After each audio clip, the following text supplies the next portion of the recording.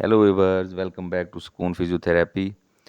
तो वीवर्स, आज की वीडियो सीपी चाइल्ड की एक्सरसाइज के ऊपर है।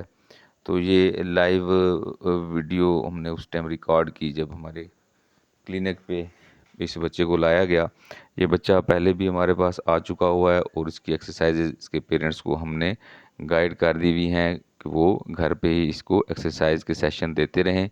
तो वक्तन फ़वक्तन ये हमारे पास लेके आते हैं। इस बच्चे की ज़रा पाँव की सल में डिफ़ॉर्मिटी बहुत ज़्यादा है, जिसकी वजह से इशू ज़्यादा आ रहा है। तो अभी भी आप देख रहे होंगे कि मुझे एक्सरसाइज करने में मुश्किल आ रही है उस बच्चे के इस पाँव की, और टीए मसल और एक्किलेस मसल ये सारे शॉर्ट हुए हुए हैं, जिसकी वजह से हम इसकी कॉफ की एक्सरसाइज और इसके जो टखने की एक्सरसाइज, एंकल की मूवमेंट वो नहीं हो पाती है। तो इसके लिए अभी एएफओ शूज़ ये लोग बनवा रहे हैं। तो एएफओ शूज़ ये जूं बच्चे को पहनाते रहेंगे तो पाँव फिर अपनी डायरेक्शन में आना शुरू हो जाएगा। तो सेरिब्रल पाल्सी आपने और भी एक्सरसाइजेज देखी होंगी और भी वीडियोस देखी होंगी मेरे चैनल के अंदर। तो ये एक वीडियो, इस आज की जो एक्सरसाइज है ये कंप्लीट, यानी कि सबसे पहले हमने इसकी टीए स्ट्रेचिंग की। इसके अंदर एक लेग को हमने बिल्कुल स्ट्रेट रखना है, तो वो पहले वो मैंने पाँव की, उसके बाद फिर ये हमने नी की जो फ्लेक्शन एक्सटेंशन है वो अब मैं साथ साथ करवा रहा हूँ। और वहाँ पे जाके भी मेरी कोशिश यही है कि ये पाँव बच्चे के जो है उसको थोड़ा सा मज़ीद जितना बेंड दिया जा सकता है वो दें।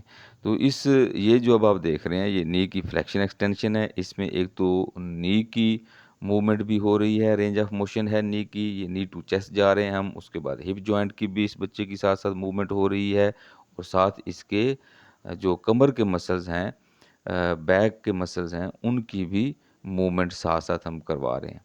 तो ये इसके भी 10-10 रेपिटिशंस होते हैं और 10-10 सेकंड का ही होल्ड करवाया जाता है। पहली जो एक्सरसाइज़ हमने वो पाँव से स्टार्ट की, अभी भी मैं यहाँ पे भी साथ-साथ उसकी कर रहा हूँ कि पाँव को उस वापस उसकी तरफ लाने की कोशिश की जाए, उन मसल्स को भी एक्टिवेट किया जाए ताकि एंकल की प्रॉपर्ली मूवमेंट होना शुरू हो जाए। लेकिन क्योंकि वो जॉइंट का इश्यू है, तो जोड़ जब तक बेहतरी की तरफ नहीं आता तो वहाँ हमारे जो पट्टे हैं वो कुछ भी नहीं कर सकते। तो वो भी साथ-साथ इसलिए हम अपनी तरफ से कोशिश जारी रखे हुए हैं। तो ये नी टू चेस्ट हो गई सारी। उसके भी 10 रेपिटिशन भी 10 सेकंड्स होल्ड हो गया। फिर जो थर्ड एक्सरसाइज है, ये वाली है एडक्शन और एबडक्शन। यानी कि जहाँ पे हमारे एडक्टर और एबडक्टर पट्टे होते हैं जो कि टाँग को इस तरह साइड पे खुलने में और उसको वापस लेके आने में हेल्पफुल होते हैं। तो ये भी सेम वही हमारा है कि उस एक टाँग को हमने पकड़ के रखना है और दूसरी जो टाँग है उसको इस तरीके से घुटने को बिल्कुल सीधा रखते हुए, पाँव को इस तरीके से सीधा रखते हुए बाहर की जानिब बाहिफ़ाज़त लेके जाना है, जितना कि बच्चा भी बर्दाश्त कर सके और मसल भी बर्दाश्त कर सके। ऐसा नहीं है कि झटका दे के हमने पट्ठों को ख़राब कर देना है या पट्ठों को तोड़ देना है। तो ये भी 10-10 सेकंड्स होल्ड और 10 टाइम्स हमने इस वाली एक्सरसाइज को भी जारी रखना है। तो इसके बाद वाली जो एक्सरसाइज अब आप ये देख रहे हैं, ये है हैमस्ट्रिंग स्ट्रेच। अब इसको ये थाई के नीचे वाला हिस्सा हिप से की तरफ से लेके जो हमारा नी जॉइंट है उसकी बैक पे स्ट्रेचिंग होगी।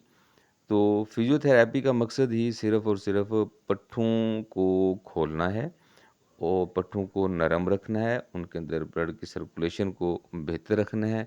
तो इस तरह के जो सीपी चाइल्ड हैं, मेरे जो एक्सपीरियंस में है, तो उनको रिवर्स सिग्नल्स जाते हैं, जो ब्रेन का हिस्सा उनका काम कर रहा होता है, तो वो बच्चे फिर उससे भी आपको कुछ ना कुछ आपकी इस एक्टिविटी के अंदर शामिल हो जाते हैं।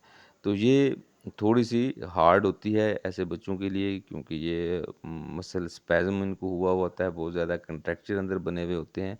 तो ज़बरदस्ती नहीं करनी, इस तरीके से नी को हमने पकड़ के उसको लॉक कर लेना है और फिर इसी तरह एड़ी वाली जगह से हाथ नीचे रख के उसको ऊपर की जानिब हम ले जाएँगे। तो ये भी उसी तरह 10 सेकंड्स होल्ड और 10 टाइम्स ही ये हमारे चलती रहेगी एक्सरसाइज। नेक्स्ट अब आप जो देख रहे हैं ये है ब्रिजिंग एक्सरसाइज। ब्रिजिंग एक्सरसाइज वो आपने वैसे भी मेरी काफ़ी सारी वीडियोस के अंदर देखा होगा। तो ये भी इन बच्चों को इसलिए करवाई जाती है ताकि ये अपनी कमर को उठाएं। जो बच्चे रिस्पॉन्सिव होते हैं तो उसमें वो ज़्यादा बेहतर होता है कि वो बच्चे खुद उठाएं, क्योंकि हमारे उस तरीके से ऊपर उठाने से इतना ज़्यादा कोई बच्चे को फ़ायदा नहीं होगा, उन मसल्स को कोई फ़ायदा नहीं होगा। अब ये है कि ये जो कोर मसल्स हैं उसको कमर के, उनके ऊपर भी स्ट्रेचिंग हो रही है इससे। ये बच्चा खुद हिप वाला एरिया को, कमर को ऊपर की जानिब उठाता है, पुल बना देता है, समझ लें एक ब्रिज बना देता है। और इससे उसका एक तो बैलेंस भी बेहतर होगा, उसके उठने और बैठने में भी इस बच्चे को आसानी होगी। तो ये मेन एक्सरसाइज है फिजियोथेरेपी के अंदर, ये जो ब्रिजिंग एक्सरसाइज है।